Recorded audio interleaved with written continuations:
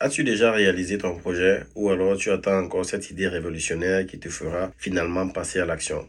Je te confirme que s'il y a un vrai mythe entre les porteurs de projets ou les entrepreneurs, c'est que le plus souvent, l'idéal serait de travailler sur un projet ou une idée révolutionnaire, une idée qui n'a jamais été vue avant, une initiative qui n'a jamais été perçue auparavant ou bien réalisée par quelqu'un d'autre. Mais ça reste un mythe. Est-ce que tu t'es déjà posé la question de savoir ce qui différencie vraiment les compétiteurs des entreprises qui sont autour de toi?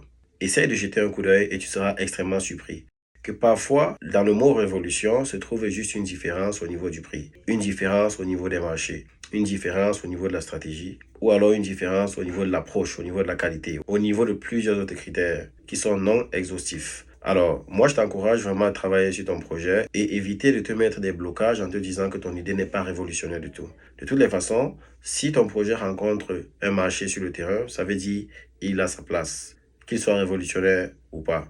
Si tu veux être un entrepreneur visionnaire et tout, c'est sûr et certain que potentiellement, ce sont des idées qui ne sont pas encore implémentées que tu dois explorer. Je doute très fort que ça représente 80% ou 90% des entrepreneurs ou des porteurs de projets.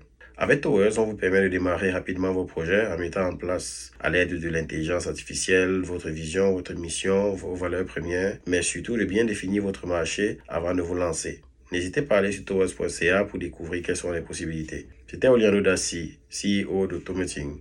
Je structure et construis des écosystèmes numériques fiables, sans complexité inutile. Bye.